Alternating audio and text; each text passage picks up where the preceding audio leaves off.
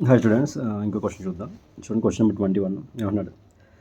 Integral A plus B sine X by B plus A sine X whole square DX is equal to అన్నాడు.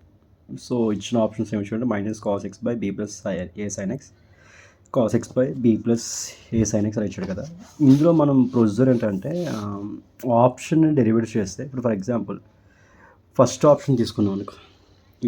First option ఏమి ఇచ్చాడు, minus cos X by B plus A sine X plus C అన్నట్టు.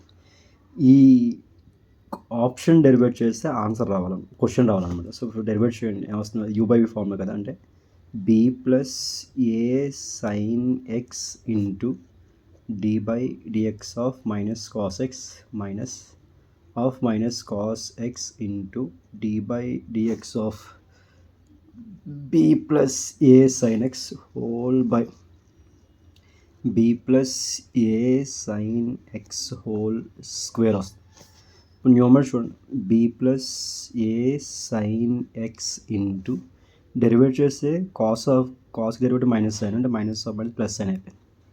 Sign x minus of minus plus cos X into ఇది చూడండి 0 plus a into cos x అవుతుంది by డినామినేటర్లో వచ్చింది value b plus A sine X whole square, that is equal to సైన్తో multiply చేయండి, b into sine x b sine X plus a into sine square x plus a into cos square x whole by B plus A sine X whole square.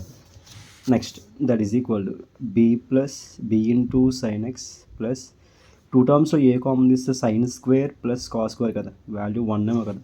So by B plus A sine X whole square అవుతుంది. చూడు సరిపోతుందా question, a plus B sine X by B plus A sine X whole square. అలా a option అయితే satisfy అవుతుందో అది right option అనమాట.